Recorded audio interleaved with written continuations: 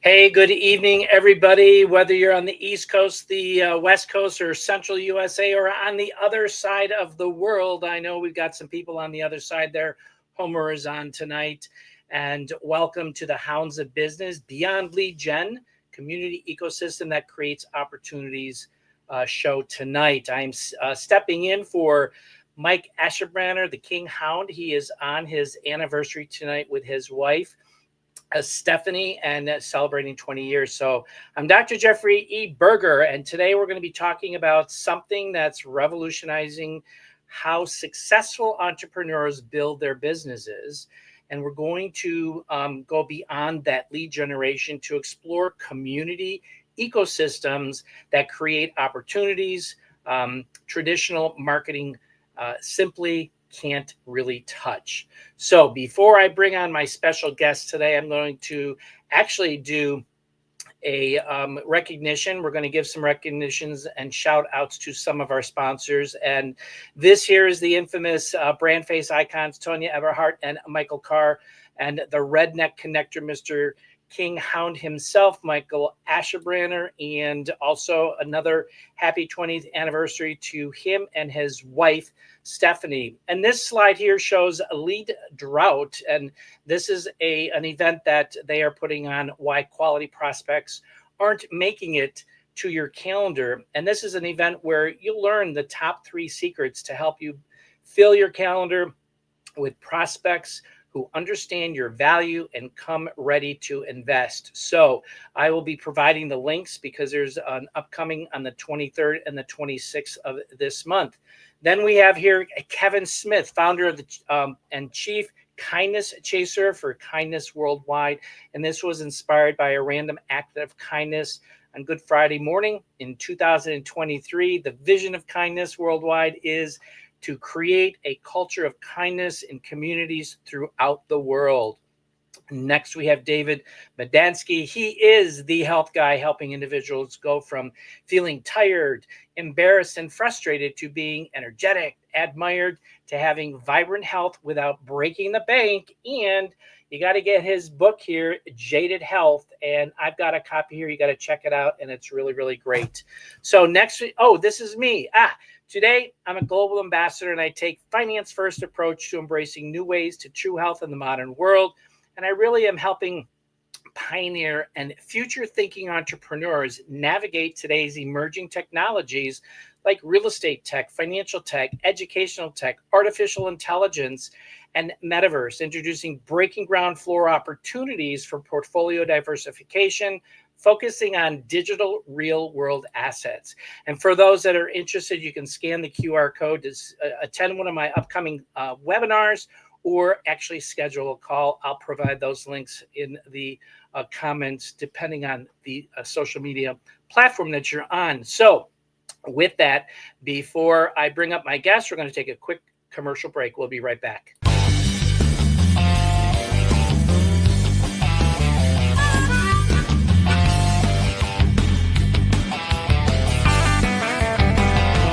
Are you looking to grow your network and your net worth with other high-level, heart-centered professionals?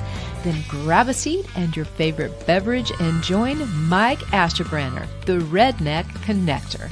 It's time for the Hounds of Business Community Happy Hour.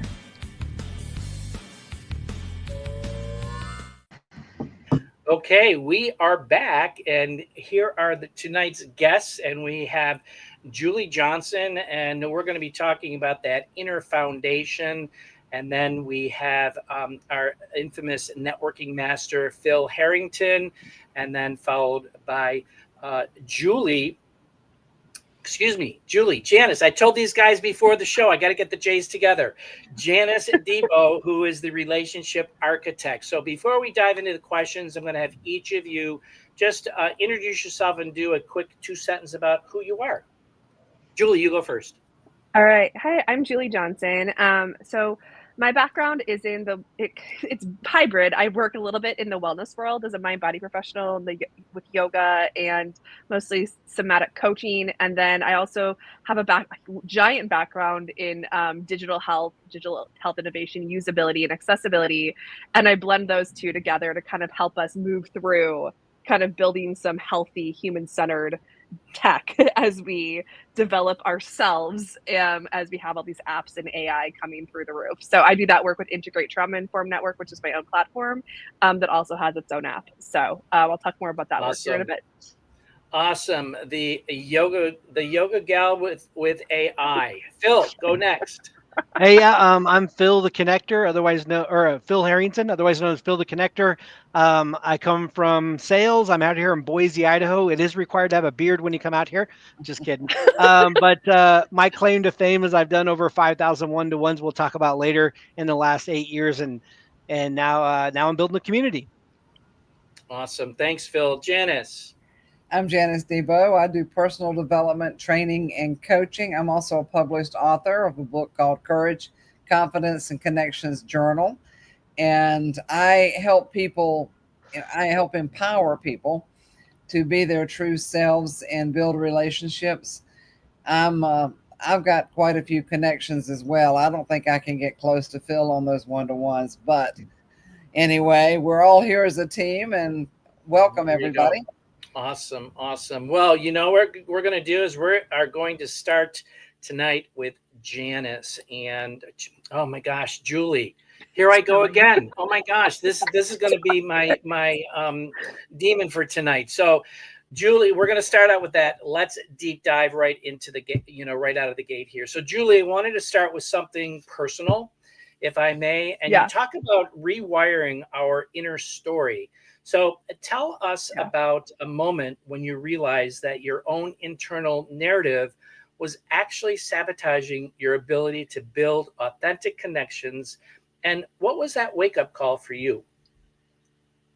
Yeah, so my background really, when it comes to kind of that mind-body part of my own journey, has been, through, we call it would be like eating disorder recovery. My relationship with food was pretty fraught growing up. It was like something you controlled. Don't eat, you don't eat that, you don't eat that, you count calories here, here, here, and here, and for me, I had to, what was behind that behavior was a lot of my work I did in my teens and 20s, up until like my early 30s, of learning like what was behind all of that behavior. And for me, a lot of it was rooted in, complex trauma and having some hard, family relationships that was coming out as what my old nutritionist would call an eating response with the nervous system, right? So a lot of my work has been, how do I engage understanding that I'm worthy of nourishment instead of dieting or restricting food from me, right? And that's where yoga came in. That's where a lot of that mind body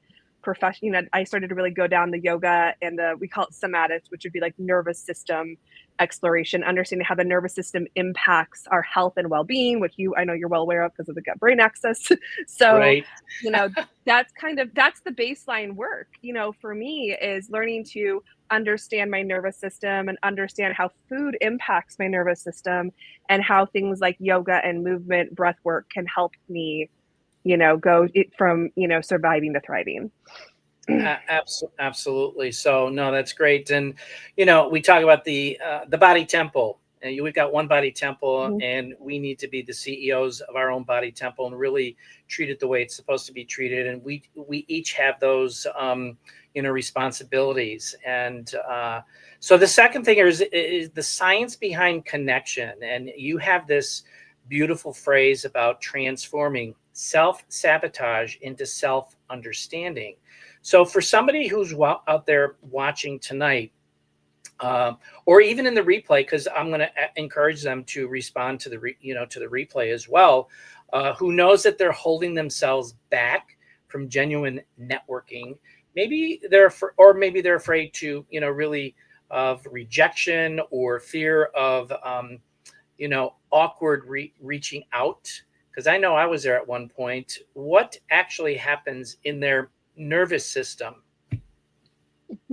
Yeah, so I think that might be, just FYI to Michelle, Michelle Ward, who does self-sabotage work. That might have been Michelle. We were on a thing last time, so just make sure we give Michelle that. That might have been Michelle Ward's self-sabotage work. Great coach in the Hounds of Business. But from my point of view, is the more of the nervous system and our we call it polyvagal theory, which is by Stephen Porges. And I really love studying the work of Stephen Porges and his work around the nervous system, because it gives us a framework. It's not prescriptive, but it can give us a lens about what's happening inside of ourselves, right? And I love what he does, because when it comes to like connecting, there's this place within polyvagal theory. On one side, I do it through like energy levels. On one side, if you've had a lot of maybe relational trauma, it doesn't have to be trauma, but just toxic situations, you might be more on a anxious level, which means you're high energy. And then on the other end, you might be low energy or avoidant. Okay. But it's all kind of anxiety based, depending on whether you're avoidant, shut down, or really anxious. But then there's this piece in between called social engagement. And this is really important on LinkedIn. This is why I love talking about this on LinkedIn. And some of those, behaviors that we have in terms of reaching out to people can be rooted in whether it can be the spectrum of trauma from just a toxic situation, or as complex PTSD, which is what I had and could continue to work through in my own way, and being aware of that framework can really help us begin to look at ourselves, give ourselves that map inside and be like, is the reason I'm avoiding somebody possibly because there's something about a fear of rejection? Is there a fear of not enough? Am I not enough? Is there not enough? So I think I really like that lens, because it really helps us understand, like, well, when I do reach out to somebody, how do I feel in my body? What's happening inside of me? And be like, which side of the spectrum am I on? And, if you go deeper in more polyvagal work, you can really learn to notice how your behaviors and your body sensations are framing your LinkedIn behaviors. Well, what's amazing is that, our body temple has amazing systems. You talk about the nervous system. I talk about the vagus nerve when it comes to the microbiome, the gut, brain, heart axis, and they each have these unique attributes. And I encourage people to go out there and learn these systems so you can become educated, so when you are triggered, what is that? How is that impacting you? And what do you need to do to understand it? Why is it happening? And what can you do rather than react, but take a step back and evaluate, which is something big that I learned in my journey. So let's talk about a practical transformation here. When give us an example of something that, one of the audience or many of the audience members can use today. So if I'm getting ready to attend a networking event or jump into like a community call, or even going out to an event, physically going to a location, what's one thing I can do internally to really show up authentically instead of in that desperate, oh, please like me energy? Yeah. So one thing I like to do is, I think it's hard we can't get to that prefrontal cortex until we address what's happening in the body, right? So one thing I like to do, and it's really common, I'm sure a lot of people have seen this, but if you're like new and you're like, Julie, I've never done this before, one thing I like to do that's really easy just to help us sort of engage the body is two things: either rhythmic tapping, we call it butterfly tapping. A lot of people have probably seen this somewhere on Calm or the Headspace app or something like that. Like, it's really common. Or a tap, or even if you do EFT, you can do some different, EFT, some different tapping and things like that. So those are all ways that you can access the body. And then one thing I like to do is just after tapping, just kind of hold at heart center and be like, what is it that I need right now? Right. And just start to do that internal, what is it that you need? And, and then it maybe sometimes like I like to go through the senses. Like when I go into a situation, it's like, do I need to have some water near me? Like I even have water near me because I was like, I don't want to have to keep talking about water tonight. Just thinking through like your five senses, and then when you're in there and you start to notice maybe even maybe clammy hands, or you're sweating, start to just realize. I like to do like the five senses. I like to go through the five senses and do 5, 4, 3, 2, 1. I'm sure people have heard about this. These are really common mindfulness senses where you look for 5 things around you and you name them to yourself, and then once you kind of get to those senses, then you can ask yourself from moment to moment, what is it that I need? Maybe it's an affirmation. May I remember that I'm enough? Or maybe it's just, I need some water. So it can be from physical. And that's okay too. Or a reminder, right? Yeah, absolutely. It is a force of energy, the water that we have. So, all right, we're coming up here to the last like couple of seconds here. So, for those who are familiar with Mike's show here, he loves audience engagement. So here's the time for audience engagement, and we hope that you'll engage. So Julie, before we move on, I want our community to share with us in the comments, so we can help each other out in identifying these patterns, because that's what we're about. We're about helping each other, providing value to share and learn from each other. But in the comments, tell us, what's one internal story you tell yourself that might be keeping you from building genuine business relationships? Actually, I was just talking to my friend about this today. A story I tell myself is that the small, little connections may not matter to big people. So those or the small things I do, those little small favors I do, don't actually matter, even though I'm using my skills. And that's not true. Like every interaction, every little time I have an opportunity to show the skills, things like this, these shows are all an opportunity for you to connect authentically with your talents and show up to the world. So awesome. And what is that? Mike Asherbrander is on here. He's supposed to be at his anniversary. I'm gonna go slap him. Hey Mike, how do you like my hat? It's not like yours, but it's like, oh my gosh, I found one. Okay, so thank you so much, Julie. And I will be bringing you back up a little bit later. Now we're going to move on to Phil. All right, Hey. Phil. Thanks for coming up on the stage here, and we're gonna start out, as the networking master. The slave here is going to bow to you on the 5,000 meeting revelation. So 5,000 one-on-one meetings since 2018.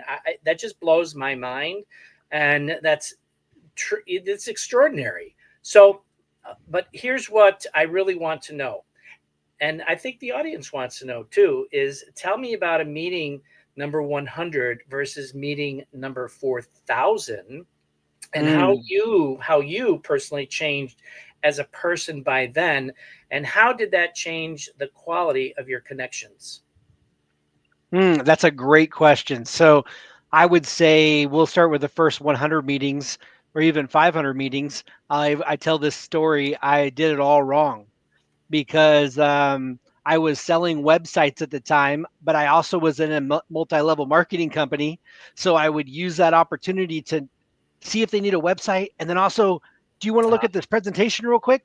Right. And so I was pitch slapping. Probably I'm pretty thick-headed. So I probably was doing that for the first 3,000 one-to-ones until it really sunk in that all I was doing is handing out digital business cards. Or actually, we started before Zoom happened. So I was actually at coffee shops and I was kind of burning my bridges. Right. Yeah. So now fast forward, I'm going to go to what you said, the 4,000. Now I do more. When I do a one-to-one, it's all about them. Even if they talk the entire time, I'm okay with that, because we'll have another meeting where I get to talk and now they're all ears to what I have. Exactly. And they're sharing their stories, so you can grab that information and make your own proper assessment on what you can do and provide for them in what they're sharing with you and what they want to do. So, and I'm gonna we talk about the anti-pitch philosophy, and you talk about the pitch slap, which we've heard many times. And but bring that into the 40 years that you've done cold calling, telemarketing, and all of those different forms of reaching out. What was the moment, that actual moment, if you can recall, that you realized that traditional lead generation was actually working against you, and what made you completely flip your approach? Yeah, so God knows he has to throw things right in front of my face or I won't do them. So for 33 years of my 40 years, I was all cold calling because I never knew that business Yeah. networking existed. Right. So I just did my thing and I just learned by tapes and I learned by books and all that type of stuff. And then when I got introduced to BNI in 2018, I'm like, holy crud, everyone will do a one-to-one. That's kind of why I went nuts with it because I was a cold caller by nature. Yeah. So numbers didn't bother me at all. Earlier, Julie was talking about they're afraid to reach out and all that stuff. Mhm. I disconnect myself from the feeling whenever I'm doing prospecting because I've learned over the years this is just prospecting. It doesn't affect. But it used to bother me when someone say a mean thing or opt out of my list, or it used to emotionally bother me. But anyways, I got off track a little bit. I forgot where I was at. I'm sorry. No, this is the anti-pitch philosophy. So, Yes. what was that moment that you Oh, realized the traditional lead generation was actually working against you specifically? so I think I noticed that people were avoiding doing one-to-ones with me. And I would get introduced to people and they would not do a one-to-one with me. So it made me start to think, wait a minute, what am I doing here? Let me think more about what's happening. And when we Yeah. created the connector community, I was like, oh, I've been throwing out all the digital business cards, but I didn't go back and meet all the and like deepen the relationships.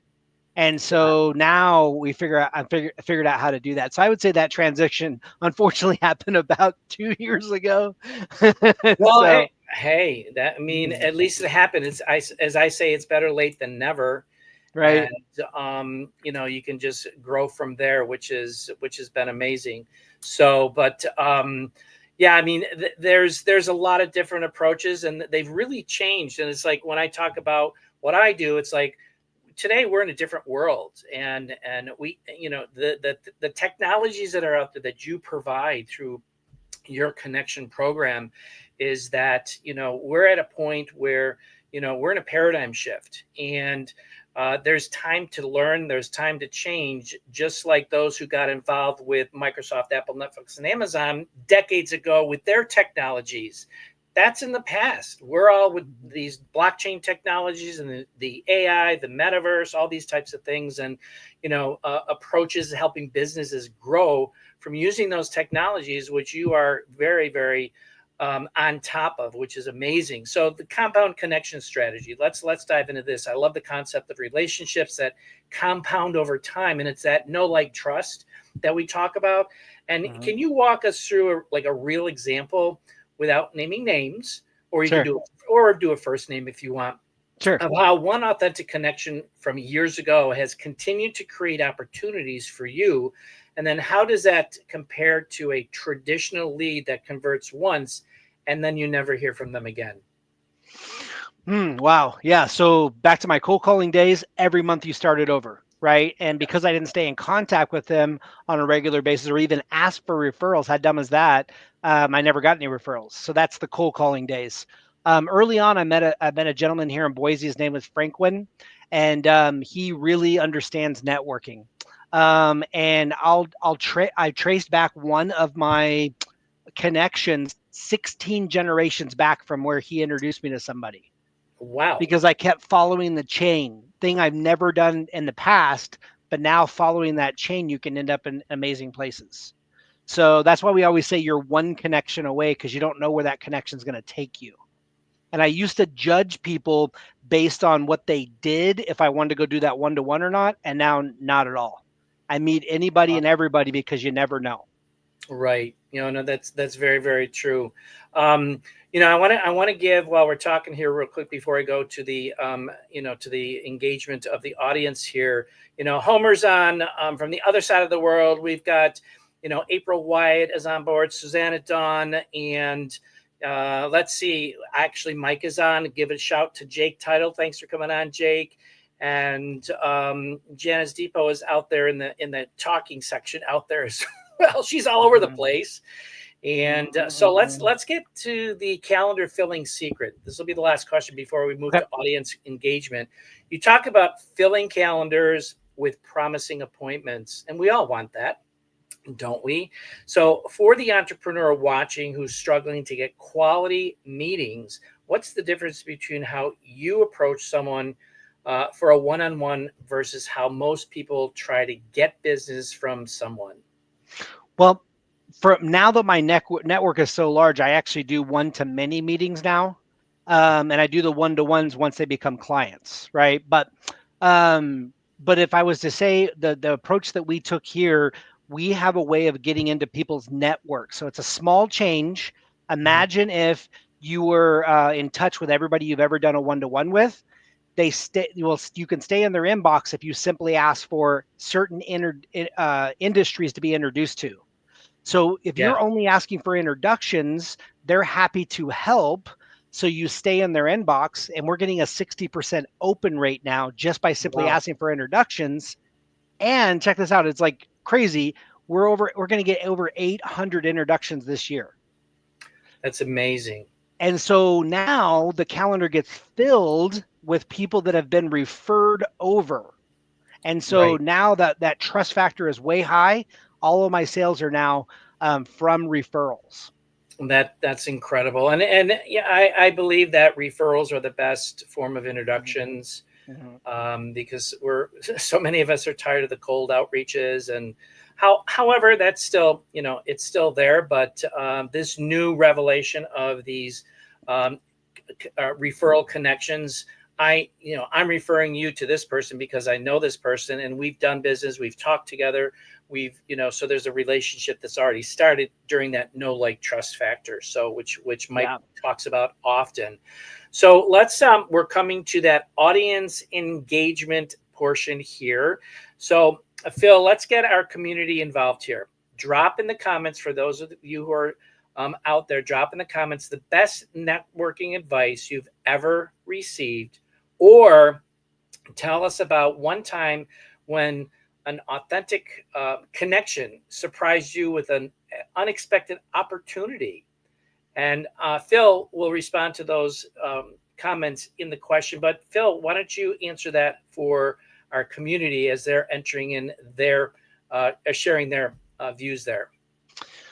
So like one that was, you mean a connection that was surprising where it led to? Yeah. Okay. Yeah. So actually Jake's on here. I got introduced to Jake just because his title said super connector, by somebody named Colleen, I apologize. And then, no, Nelly, I'm so sorry. My little one's here. But anyways, that turned into a huge opportunity. We're bringing his group into our group, and we're doing some big things together. But just that one introduction, I think, is going to change the way we're going to do our business. And it was all because he was out there saying he's a super connector, and then she connected us. So it wasn't even someone that she knew. So, well, that's okay too. Yeah. When you see people that are in your network, I mean, yeah, they connect with you. You may not have talked with them yet, but the plan is to at some point. It's like, oh, wait a minute, I can introduce you to so and so who came into my network, and maybe you can create some synergistic energies from that introduction. So yeah, which is awesome. Well, great. Thank you for sharing all of that. And I am going to bring Janice Debo on here. And I'm going to put you in the green room and then bring you all back on afterwards here. And let me just change this real quick here so we can get Janice's information down in the scrolling banner. As most of you have seen, that's where you can reach out to our guests tonight and, getting in touch with them. So Janice, the relationship architect, you are that architect who is building those relationships, and you've really let's touch on that.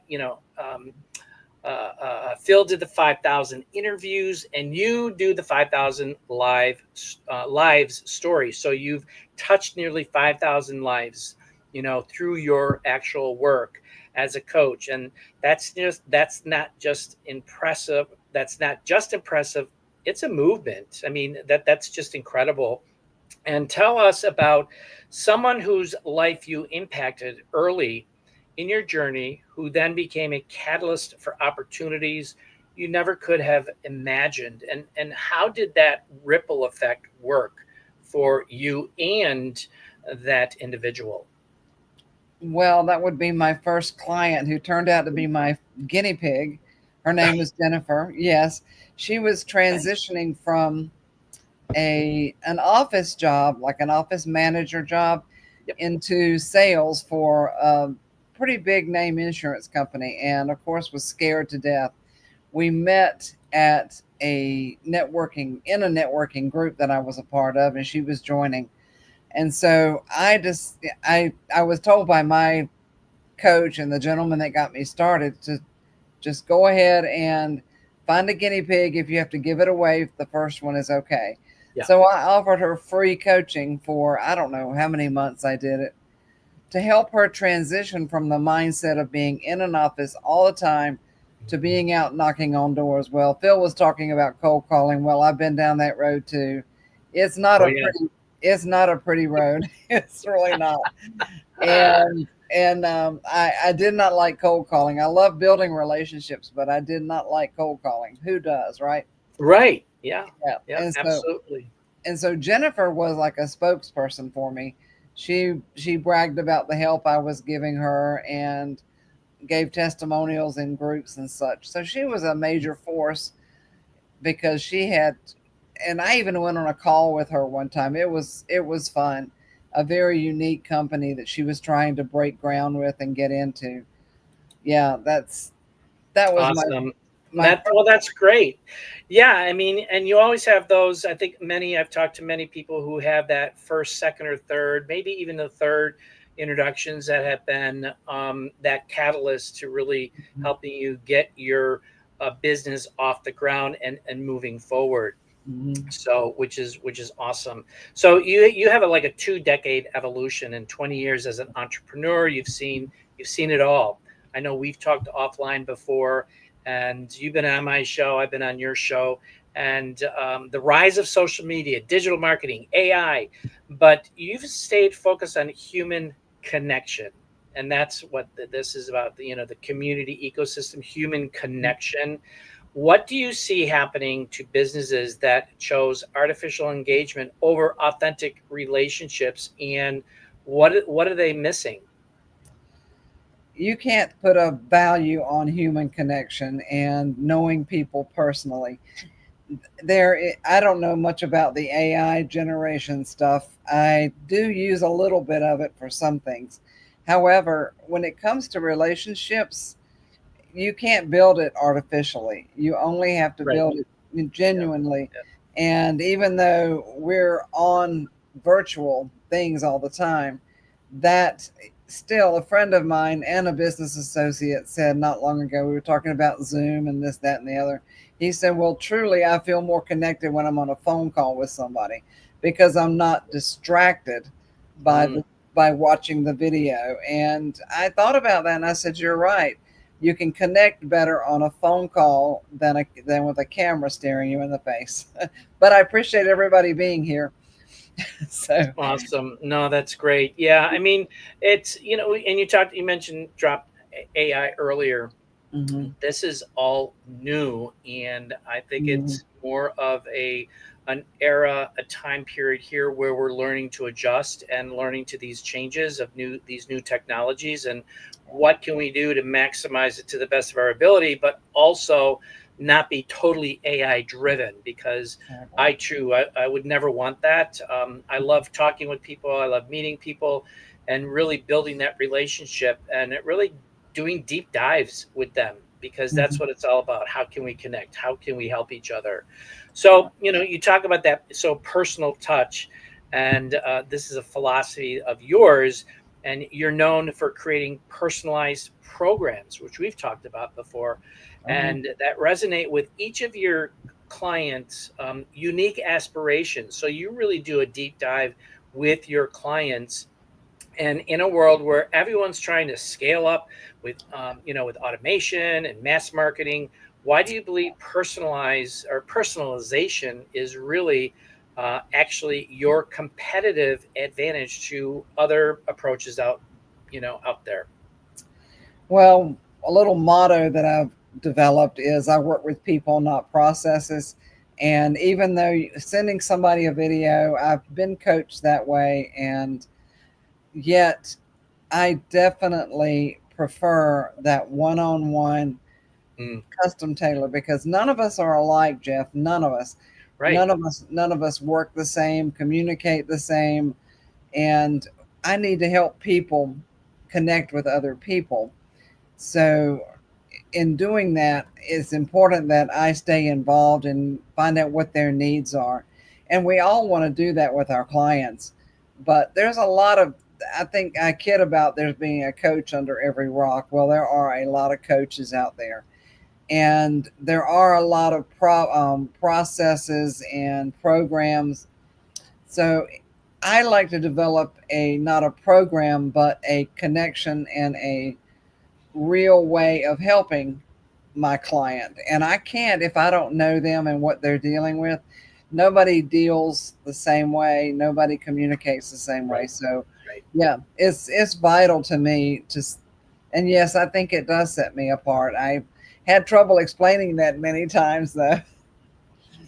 No, that's great. So yeah, thanks for sharing that. And I'm sure that they're definitely the audience is going to learn from that as well. And so now it's time for that audience participation that I want those individuals who are out there all over the world here to, engage and share with Janice. This is the question.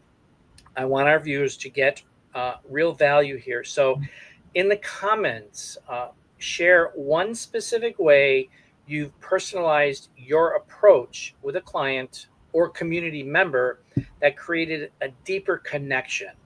And Janice might just feature some of your story in your next program if you want to talk about that real quick in regards. But the audience out there, share that personalized, that specific way you've personalized your approach with a client or a community member that created that deeper connection. And that's the key word there, or key words, deeper connection. Now, are you asking me or for them? Well, I'm asking you to expand on that while people are entering their comments. So to share, because what's going to happen is that as these individuals enter that information in, you're going to go back and respond to them and see, what you guys can exchange. Sounds great. Well, I do that with every client, and I've worked with clients, everything from excavation company to real estate to mortgage to photographers. And my photographer client was wonderful. She really grew her business working with me. And as it turned out, she had to let me go because she couldn't take on any more business. She was so busy. I helped her build her business pretty significantly. So she had to put something aside, and we still stay in touch. She does my headshots and things, but yeah, I got her so busy by introducing her to people and helping her understand how to connect and grow her business. I hope that helps.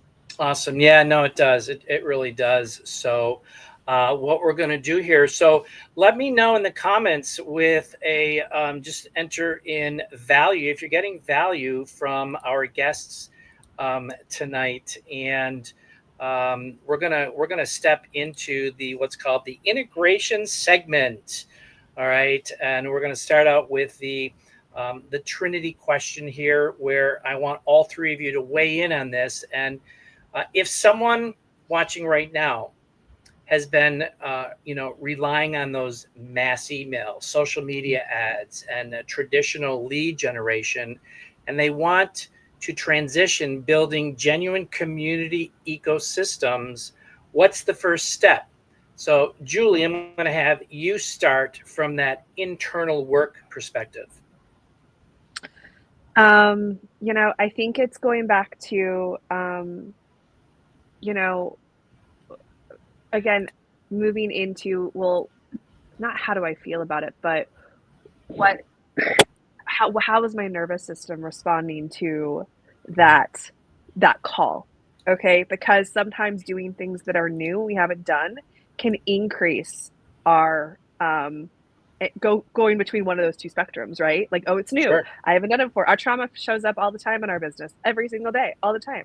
And so it does. And our attachment systems come all the time, right? So this is an attachment piece, right? So understanding how we're responding to doing something new, and where am I in my do I feel avoidant to it, or do I feel like I want to go do like 5, and do something within your capacity when you start, right? Maybe start with like Right. one person that feels safe enough to reach out to, that Yep. might be in a community that you're in that's of interest to you. Absolutely. So, Phil, I want you to, building on what Julie said, with regards to, a relationship perspective. And what part am I answering? So, give me All right. three. Give me 3 points from Julie, what you just said, because I want Phil to expand on.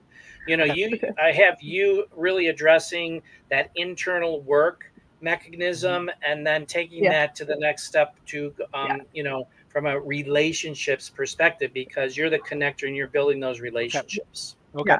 So the first thing I said was, notice how it makes you feel inside. Notice what that feeling is. And then second would be like, think of something that you're interested in, in terms of business, or something that can help you solve your problem, and then find somebody you feel, I would say, safe enough with to reach out to, that's in a community or a head of community that you can connect with. Start with one. There you go. Yeah, good. Okay.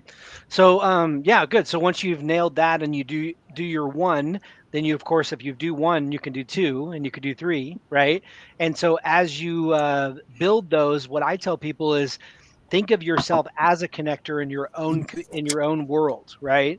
So never say no to anyone if they ask you, do you know somebody that does blank? That way you stay in the middle of the conversation. I did this by accident, but I can tell you now how to speed that process up.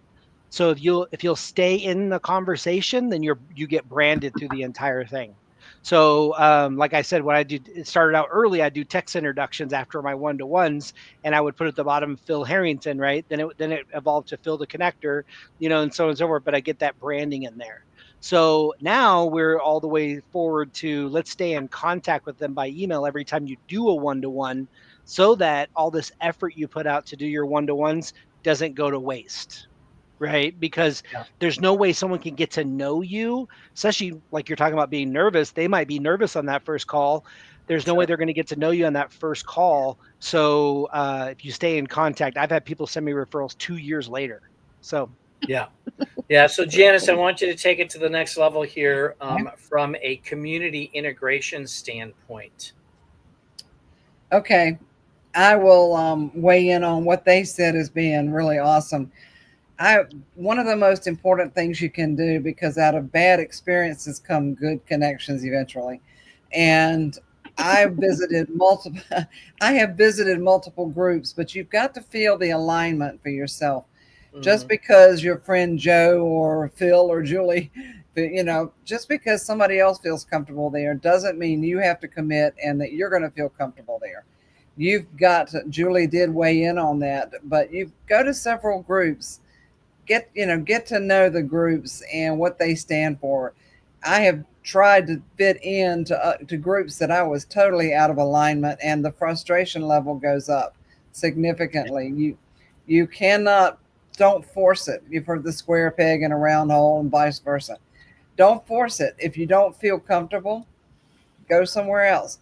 And another thing, I was making notes here. I want to bounce off of something Phil said in his one-on-one portion here, and that is to show more interest in the person you're talking to. That is a philosophy I live by. I want to get to know them, and pitch slapping is one term. I call it ego too. It's like, I'm going to tell you all about me and you're going to love me, and I don't even ask you one question. I can tell you many conversations I've had where I had a conversation with someone and they didn't ask me one question. be it Mm. personal. And let me throw this out there: if you're in the dating world and you don't show interest in the other person, they don't care. They don't care, you know.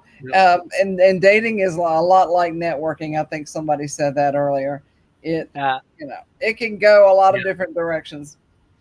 Hey, I'd Yeah. like to throw in there real quick, and Sure. sorry, Jeff. Use the Ford method. I think we've all heard it, but it's easy to keep in your mind. If you don't know what to ask somebody, ask them family, Family, occupation, occupation, recreation, and recreation. dreams. You Yeah. have so much conversation there just in those four letters. So just keep that in mind. If you get nervous, ask one of those. No, that's great, and I want to just you know, add on to what the three of you said, which was brilliant. And you know, I'm in some networking groups, and I'm like, oh my God, this is way above my head, and I don't fit here. But then I'm like, wait, that's a trigger. So I stepped back. I said, you know, I need to step up for my own sake, and I need to come to the plate. And so this one individual was talking about what he does and what he's who he is, his perfect client is. And I'm like, oh my God, that just went over my bald head. So and but here's the thing is that at that point I just said, wait a minute, I just need to take it in. And within 3 hours I was on another call with somebody else, and I'm like, oh my God, person A that I talked to, I can introduce to you right now. And it just kind of gelled. So I'm learning that, and it's all about a learning process. You're changing the way that we're making connections and building those relationships. So that was pretty cool. So the biggest mistake, I'm going to address this with Phil here. What's the biggest mistake you see people make when they try to do networking or build community connections? They join groups for the list. And you'll even hear them say, Yeah, how many members do you have? right. Right? They're looking to go through as fast as possible and get all those one time, I call low hanging fruit, those accidental sales, right? And they're there. So it is a model that you can do, but it's not effective, right? I had one gal, she called everybody in my group. She made 12 sales, and then she's like, okay, I'm going to Nope. cancel because it's time to move on to the next group. And I'm like, you Oh, just got started. I mean, wow, all those people probably want to give you a referral, especially if they became your customers. Like you're missing the right. boat here. So I think a lot of people are looking at right now, because after COVID, we all can now do 3 times more. So we now think we should do 3 times more. It used to be that we drove to an appointment, we had a coffee with somebody, we might be able to get 3 or 4 one-to-ones in a day. But now, since we Zoom, we can do 8 to 12 meetings a day, and some people are doing that, and they're burning out because they have to get on to the next call as fast as possible because someone might be interested in their product. So I think that slow down. You only need about 15 to 20 good strategic partners that are going to feed your business for a lifetime. But if you don't take the time to build that relationship, which takes 50 hours, by the way, guys, 50 hours to build a deep relationship. So if you're doing half an hour meetings, that's 100 meetings you need to do with that person.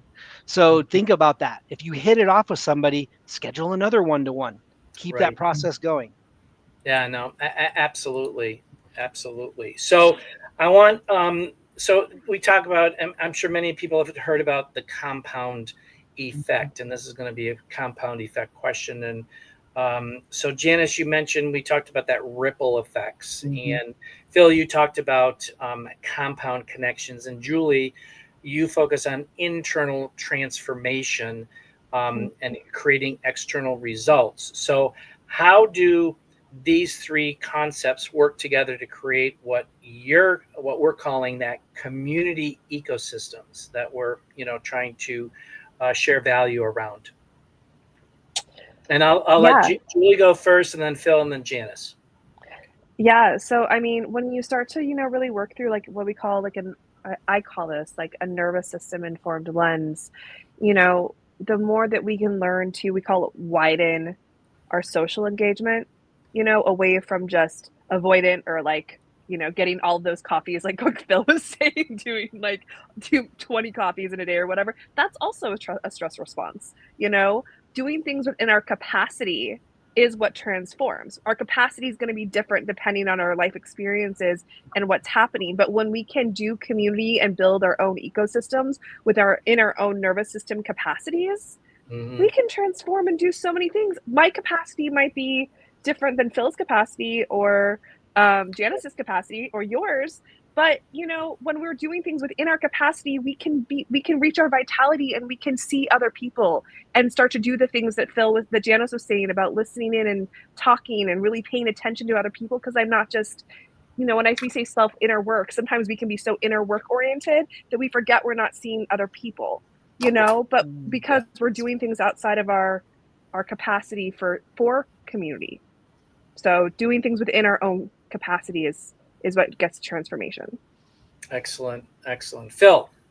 So was the question, how do you transform, or what's a transformation journey, or so how do these three concepts we talked about? So Janice mentioned about the ripple effects. You talked about the compound connections, and Julie focuses on the internal transformation, creating external results. So how do these three concepts work together to create what we're really calling community ecosystems? Okay, I see. So, well, great. So what Julie's saying is work on your internal, and as you get more and more confident, then you do more and more one-to-ones. And then with what I'm saying is make sure you stay in contact with those people, because 2 years down the road, 6 months down the road, they now have something for you. And we make it really easy to buy from us, but we don't make it really easy to refer to us. So like, do you want an email introduction, a text introduction, or whatever? Like, I have a form that I send out to people, make it very simple for them to fill out. But my point is yes, work on your internal, of course, first, but always push your boundaries. If you're good with one-to-one a week, great. Then go to 2, then go to 3. I mean, really fully, you should be, if you don't have money, you should be at 20 one-to-ones a week. It's a lot of work, but that's okay. You need to do it. Yeah, no, you'll also get better.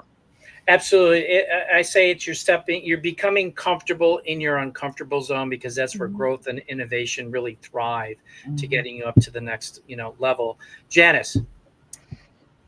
I'd like to throw the word I didn't mention earlier out, and that's authenticity.